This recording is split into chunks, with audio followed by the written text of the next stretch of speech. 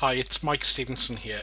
This is another video in the series about business activity monitoring that I've been doing using Serverless 360's BAM module with Azure Integration Services. So in this video, we're going to look at a scenario where we've got an existing logic app and the challenge is that we'd like to add BAM to it without changing that logic app. So if you remember in previous videos,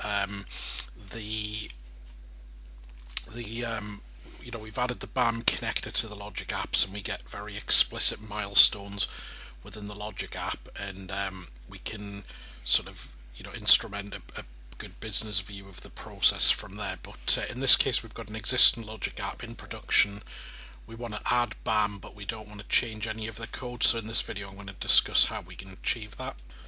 So I also want to bring in a little article that's in the documentation for Serverless 360. So I've talked about this topic before in terms of implicit BAM versus explicit BAM. So at the moment we've used an approach where you add the BAM connected to your logic app or to your other sort of implementation, whether it be a function or whatever, and then you're explicitly saying these where the milestones happen, and then the events come out off the back of that. Now, there's a number of reasons where we chose that approach first, which are discussed in this article, and really it's about being efficient in achieving the business milestones, because if you're explicitly saying where they are, you get rid of all the noise. It's a lot less work to process it.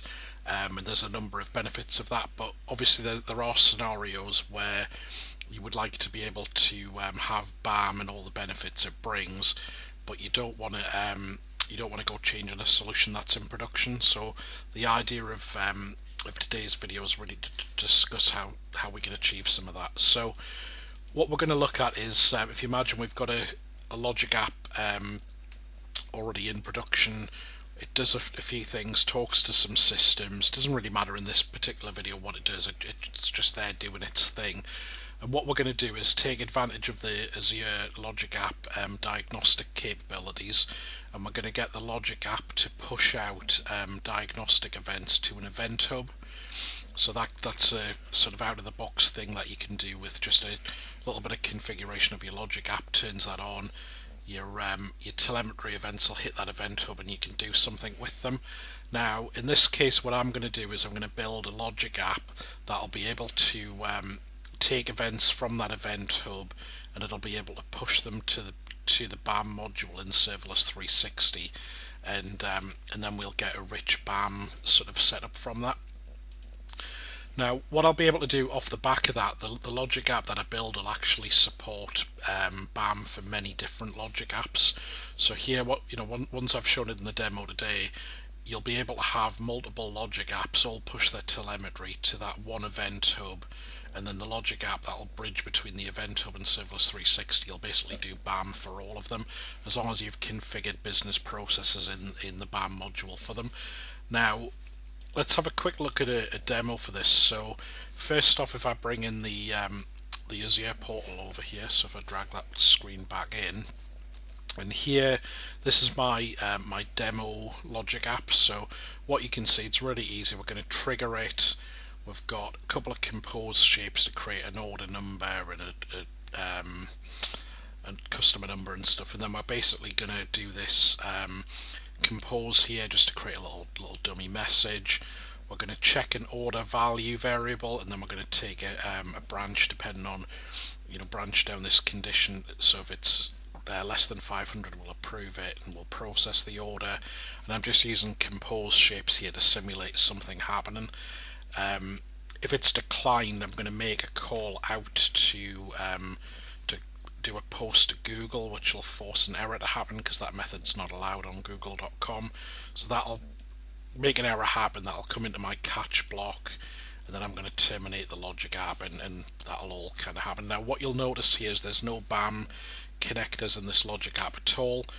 So if one of the examples might be if you've got concerns about adding extra connectors because you want your logic app to be quick, there's no extra stuff in here to to slow any logic apps down or to add any extra work in there. This is just absolutely the bare minimum. One point to note, I am also using on the couple of compose shapes up at the top here, I'm doing some tracked properties as well. So here I'm just tracking the output of this shape as a customer number, and likewise on the order number. So what I've done after that is I've configured this logic app will basically have its diagnostic settings to push out to an event hub, and you can see here that it's just going to push out to the event hub any events about what's going on.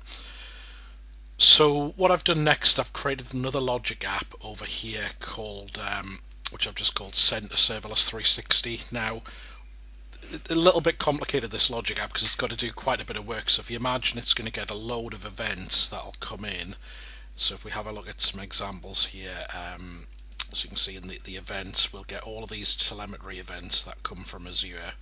So you'll get an array with a collection of records, and these are different types of events each time as well. So it'll be things like action started, action completed, action skipped, workflow started, etc. So this is one of the reasons we picked implicit BAM to begin with, because there's a load of noise comes out that you really want to get rid of, because you don't want there's no point in having a BAM sort of a BAM stage or activity for every single logic app shape, because then the whole benefit of BAM is to make it simpler.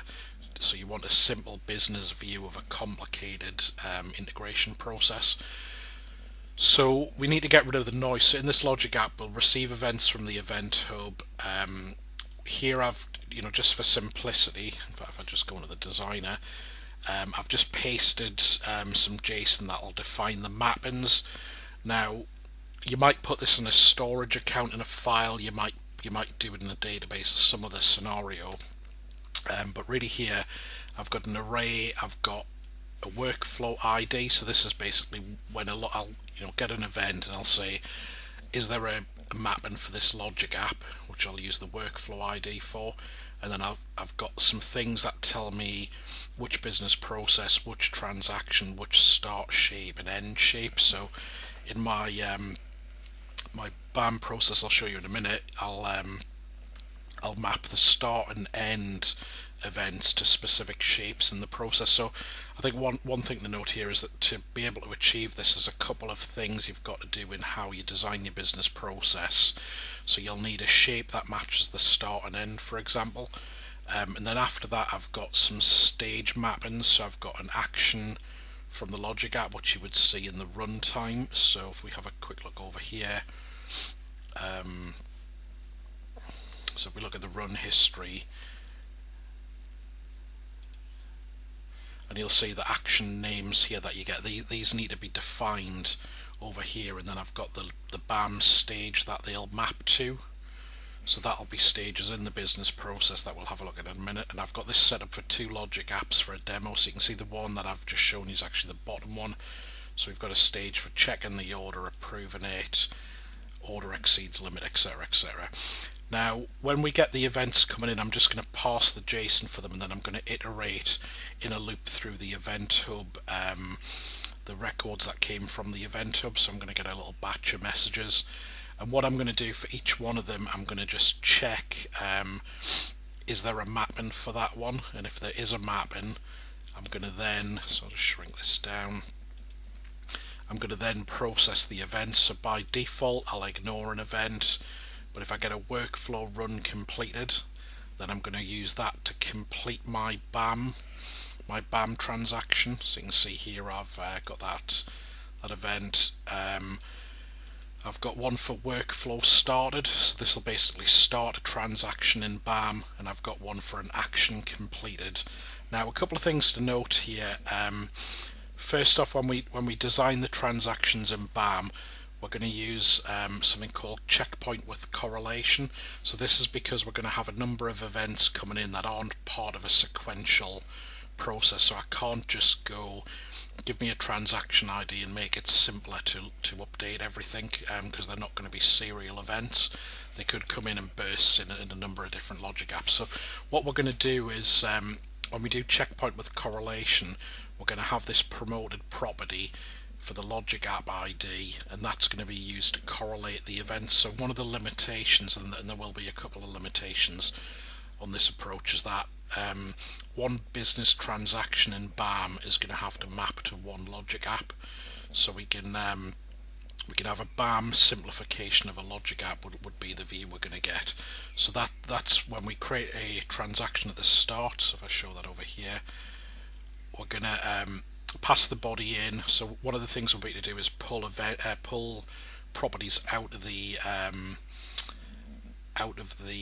message itself, and we're going to be able to set this logic app header that we'll use to later map events back to that. We'll pass the name in from the mappings and the stage, etc.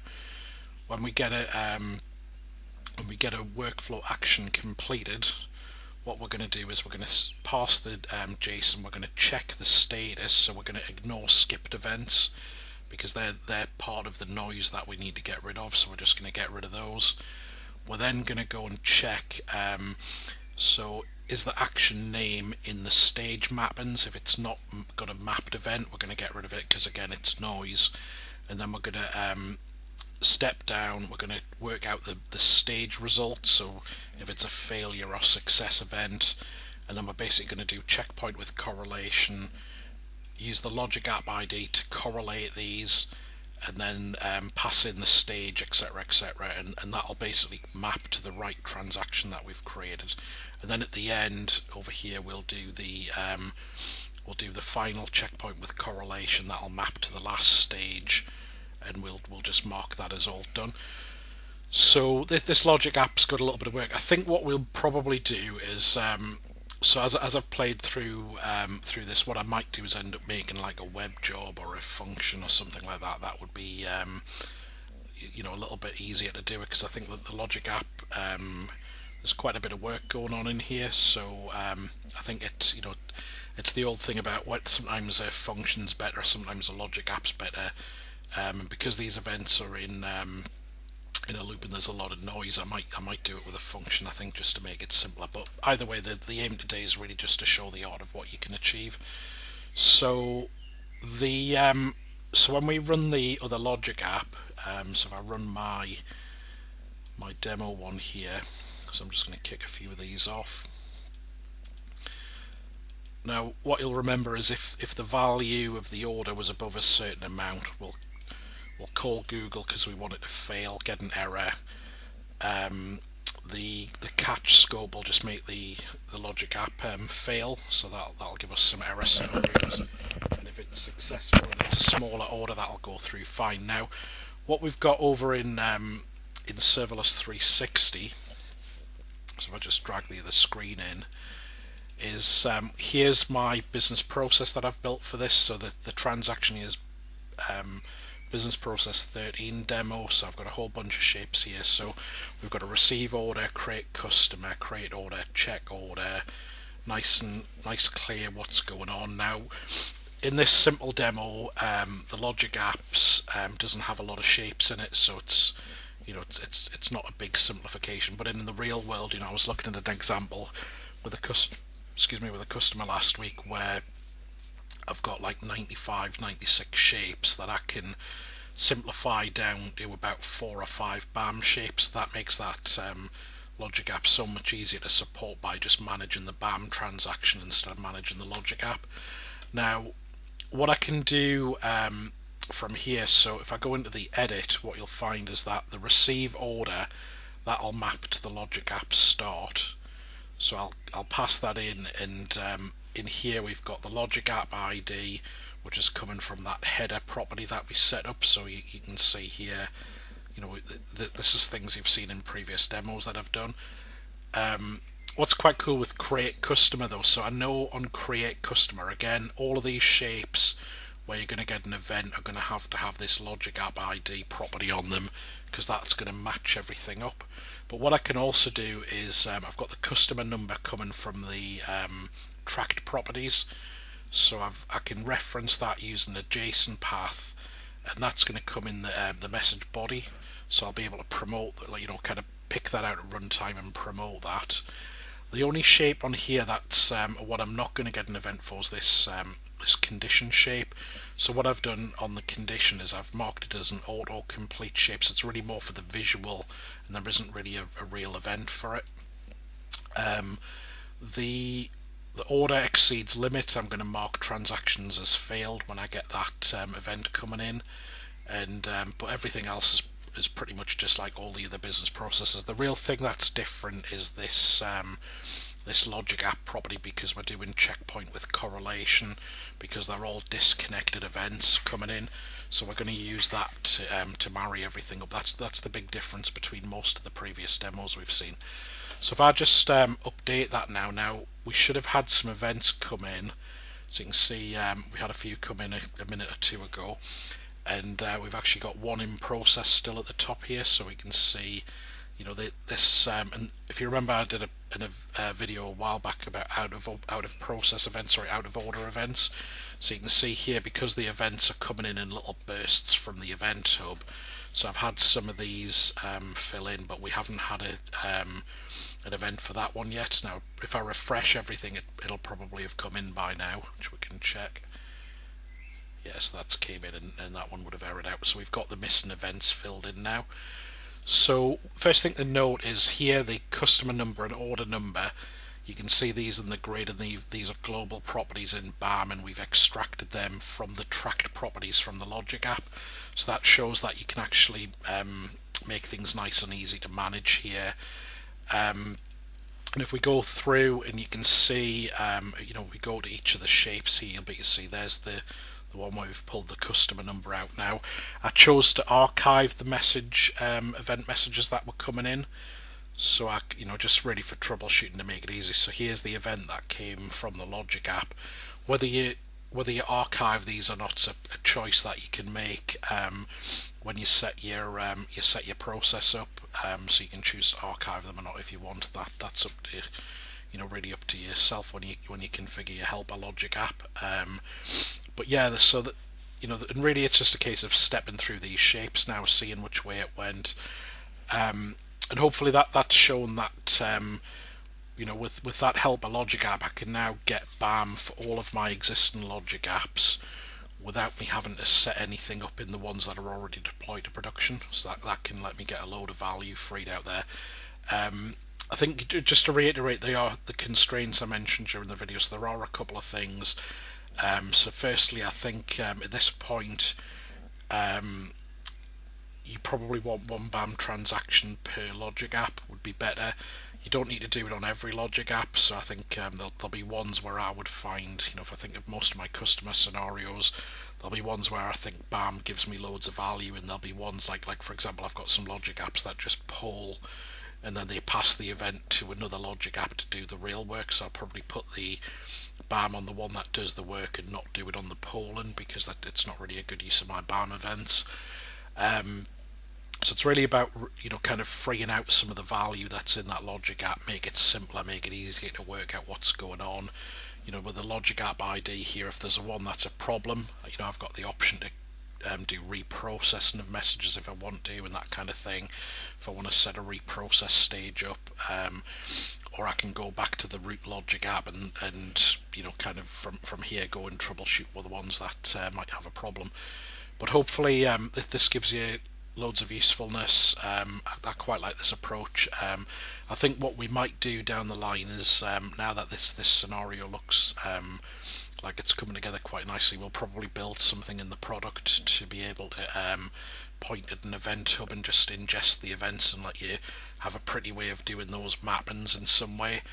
But I think for now this shows that if people are using BAM and you want to be able to do something to get BAM for those Logic apps you've already got, you can either use the Logic app helper that I've put together for this demo, which I'll see if we can try and get this on GitHub or something for people to be able to access if they want.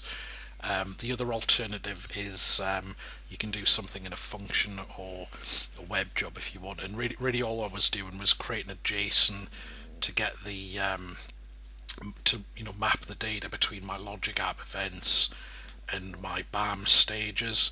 And really the key bit in here was you know, the Logic App telemetry has, you know, probably 70-80% of the events that you get you're not really interested in. So the thing the thing that this really does is get rid of all the noise, and it just sends the BAM events that I want to my serverless 360 BAM. Thanks for listening to this video. I don't know that one. And I think Alexa seems to be telling me that it doesn't know something in the background, so I don't know what that's all about. Hope everyone's keeping well, and thank you for listening.